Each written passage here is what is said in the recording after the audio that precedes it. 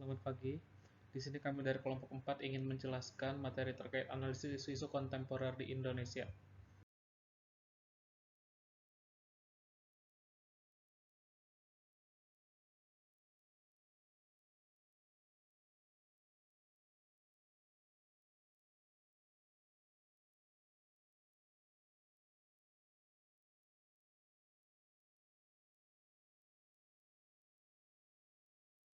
Yang pertama adalah suap.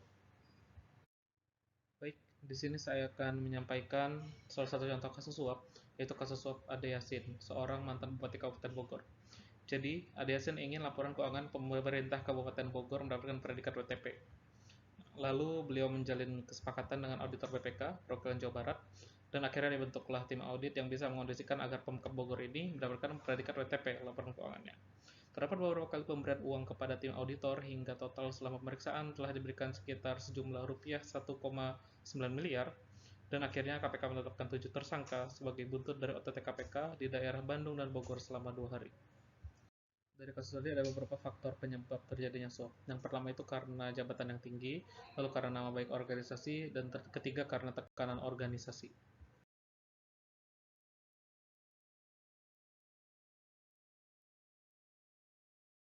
Akibat dari suap itu sendiri sebenarnya ada banyak, namun salah empatnya itu adalah sebagai berikut. Yang pertama adalah hilangnya kepercayaan publik, yang kedua ada rasionalisasi tindak suap menyuap, lalu ada ketidaksetaraan kekayaan, lalu juga bisa menciptakan inefisiensi, mengurangi pengeluaran publik dan mendorong monopoli dalam pemerintahan. Berikut ini adalah beberapa cara untuk mengatasi suap menyuap. Yang pertama itu dengan cara melakukan identifikasi mendalam terkait penyebab-penyebab terjadinya kasus suap menyuap, lalu meningkatkan pengawasan yang dilakukan oleh aparat pengawas baik internal maupun eksternal, lalu menciptakan lingkungan pemerintahan yang sehat dengan menetapkan kode etik pemerintah serta melakukan pengawasan terhadap pelaksanaannya, lalu memberikan hukum pidana seberat-beratnya kepada para pelaku dan juga memiskinkan para pelaku suap, baik penerima maupun pemberi. Ada nilai-nilai bela negara yang bisa kita terapkan untuk mencegah suap menyuap dari diri kita sendiri. Yang pertama itu adalah sadar berbangsa dan negara, lalu setia kepada Pancasila sebagai ideologi negara, lalu rela berkorban untuk bangsa dan negara, dan mempunyai kemampuan awal bela negara. Baik, saya Daniel akan menjelaskan mengenai isu kontemporer korupsi. Kasus yang saya ambil itu adalah kasus penyelewengan dana oleh ACT. Untuk kronologinya itu, awal mula kasus ini muncul ketika majalah Tempo membuat liputan investigasi mengenai penyelewengan dana yang telah dikumpulkan. Dikatakan bahwa ACT sejak akhir tahun lalu itu mengalami masalah krisis keuangan. Sedangkan selama ini, dana umat yang dikelola oleh ACT itu mencapai ratusan miliar rupiah. Selain itu, pihak ACT juga mengambil sebagian dari dana yang dikumpulkan itu melebihi batas wajarnya. Oleh karena itu, tim majalah Tempo itu mengambil kesimpulan bahwa adanya kemungkinan penyelewengan dana itu yang digunakan untuk para petingginya. Penyebab umum terjadinya korupsi itu kurang lebih ada 6. Yang pertama itu moral yang belum kuat, kemudian gaya hidup konsumtif, kemudian kepentingan politik, kemudian adanya kurangnya kontrol pengawasan, lalu ada kultur organisasi yang belum benar, dan terakhir itu adalah struktur organisasi yang kurang memadai.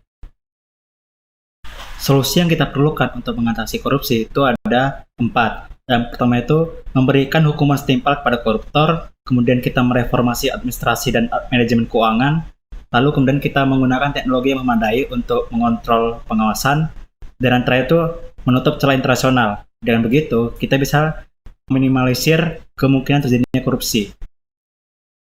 Nilai-nilai bela negara yang perlu kita anut dalam memberantas korupsi itu ada 3. Yang pertama itu setia kepada Pancasila, kemudian kemampuan awal bela negara, dan yang terakhir itu ada sadar berbangsa dan bernegara.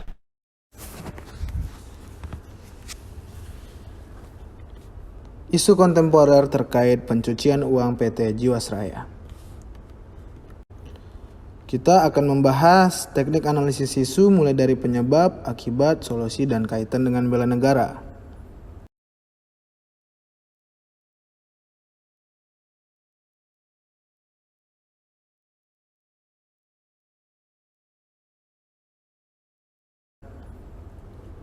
Penyebab dari pencucian uang Jiwasraya ini, menurut Ketua BPK RI, penyebab utama gagal bayarnya Jiwasraya adalah kesalahan mengelola investasi di dalam perusahaan.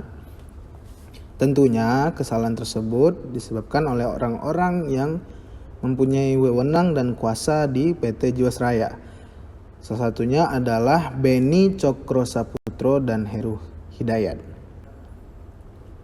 Akibat dari pencucian uang PT Jiwasraya, mega skandal Jiwasraya ini diperkirakan menyebabkan kerugian negara sebesar 16,8 triliun.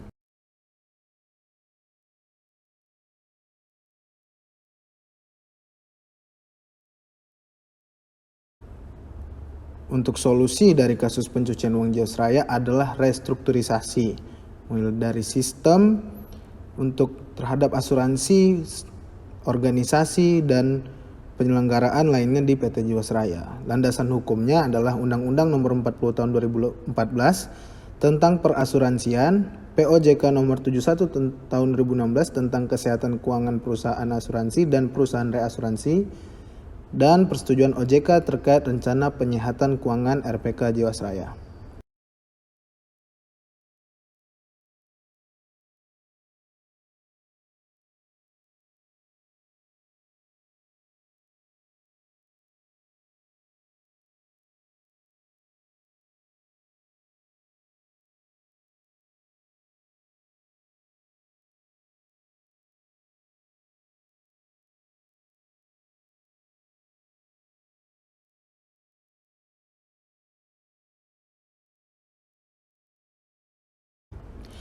Kaitan dengan etika, etiket, dan moral, ketika kita berbicara tentang kasus pencucian uang Jiwasraya, tentunya secara etika terhadap bela negara maupun etiket dan moral tentunya ini sangat-sangat tidak sesuai dengan konsep yang ada dengan bela negara. Justru ini mencoreng atau menyebabkan kerugian negara. Jadi kaitan dengan bela negara adalah secara etiket, etika, dan moral kasus ini tidak sesuai. Isu selanjutnya yang akan kami bahas yaitu narkoba. Narkoba atau narkotika mengandung pengertian sebagai zat atau obat yang berasal dari tanaman atau bukan tanaman, baik sintetis maupun semi-sintetis, yang dapat menyebabkan penurunan atau perubahan kesadaran, hilangnya rasa, mengurangi sampai menghilangkan rasa nyeri, dan dapat menimbulkan ketergantungan. Narkoba atau narkotika ini dibedakan ke dalam beberapa golongan. Terdapat beberapa penyebab seseorang menjadi tergantungan kepada narkoba. Yang pertama adalah latar belakang riwayat keluarga membuka peluang bagi seseorang melampiaskannya pada narkoba. Kondisi keluarga yang kurang harmonis bisa menjadi salah satu penyebab terjadinya penyalahgunaan narkoba. Keterbatasan ruang untuk mengekspresikan diri dalam lingkungan keluarga dijadikan satu alasan besar bagi seseorang untuk berteman dengan narkoba. Mereka melakukan hal sesuka hati menjadi jawaban untuk mendapatkan kebebasan dan kesenangan sesaat. Yang kedua, keliru memilih pergaulan dan lingkungan sosial. Bergaul dengan orang-orang yang berperilaku negatif dapat membawa seseorang ikut terjerumus dalam perilaku dan kebiasaan yang sama. Yang ketiga, berada pada situasi sulit hingga mengalami depresi dan kecemasan. Seseorang yang tengah dirundung masalah berada pada kondisi yang sulit untuk berpikiran jernih. Terlebih lagi, tingkat emosional yang tidak stabil sehingga mereka mencari jalan pintas untuk mencari kesenangan sesaat. Yang keempat, menurunnya rasa percaya diri akibat traumatis mendalam. Trauma pada remaja terbagi atas beberapa aspek, misalnya pikiran, psikologis, dan mental. Apabila salah memilih jalan, mereka bisa terjerumus dalam narkoba karena efek dari penggunaan narkoba yang dapat membuat sensasi yang bisa membuat pemakainya merasa lebih senang. Yang kelima, atau yang terakhir, adalah ketidakmampuan diri beradaptasi dengan lingkungan. Rasa sepi dan merasa sendiri menjadi salah satu dorongan bagi remaja untuk melampiaskannya dengan menggunakan narkoba.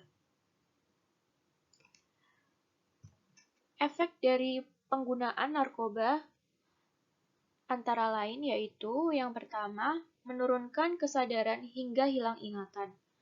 Hal tersebut dikarenakan narkoba dapat mengakibatkan efek sedatif seperti kebingungan, hilang ingatan, perubahan perilaku, tingkat kesadaran menurun, dan koordinasi tubuh terganggu.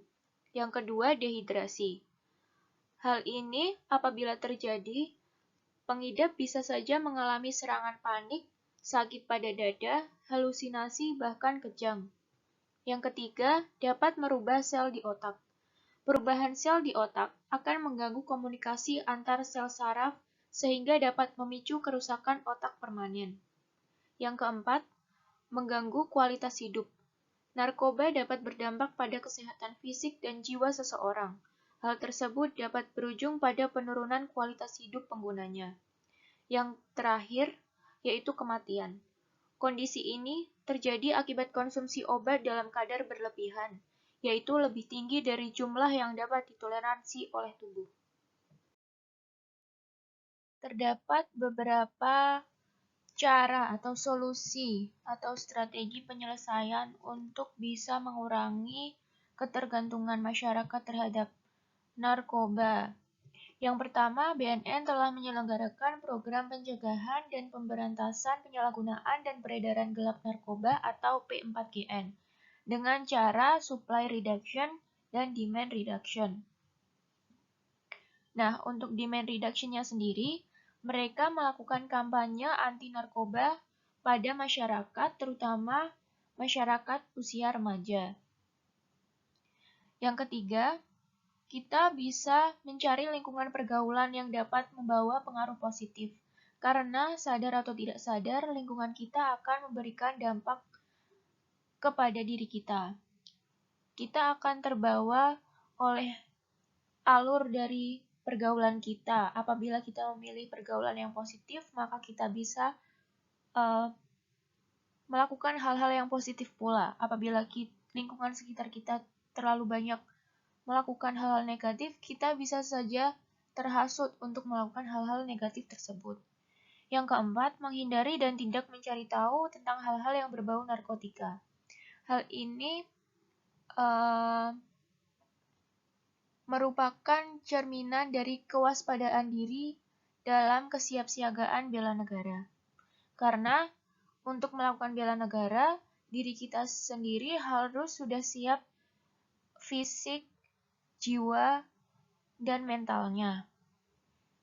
Nah, yang terakhir, apabila sudah terlanjur terjerumus kepada hal-hal yang berbau-bau narkoba atau narkotika, maka segera lakukan rehabilitasi medis dan sosial agar tidak berlarut-larut dan tidak menambah dampak negatifnya lagi kepada tubuh kita.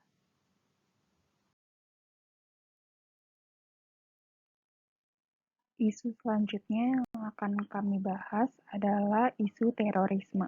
Contoh kasusnya adalah terorisme Surabaya pada tahun 2018. Kapolri Jenderal Tito Karnavian menyebutkan bahwa pelaku teror di Surabaya terkait dengan JAD. JAD adalah pendukung utama ISIS di Indonesia. Tak lama berselang, ISIS mengklaim sebagai dalang bom bunuh diri di 3 gereja Surabaya, Jawa Timur.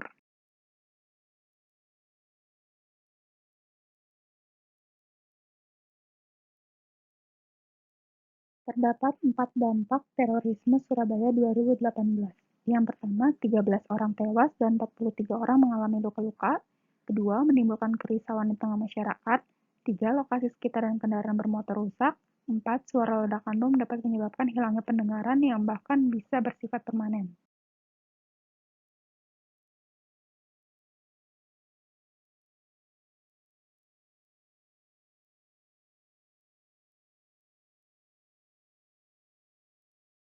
Akibat dari insiden tersebut, Kepolisian Resor Kota Besar Surabaya menetapkan 4 strategi penyelesaian. Yang pertama, sterilisasi terhadap 25 gereja yang mempunyai 1.000 hingga 5.000 jumlah jemaat dengan melibatkan Densus 88. 2. Mengurangi akses masuk kendaraan ke gereja dengan berkoordinasi dengan pihak gereja. 3. Pengawalan terhadap seluruh gereja di Surabaya. Dan yang keempat, pengerahan pasukan yang besar. Terdapat kaitan terorisme dan bela negara. Pada masa lalu, bela negara itu cenderung ada hubungannya dengan militer, sedangkan bela negara di era sekarang adalah kemampuan semua bangsa Indonesia dengan segala macam profesinya untuk menjaga Indonesia agar aman dan sejahtera. Sekian presentasi dari kami, kurang lebihnya mohon maaf. Terima kasih.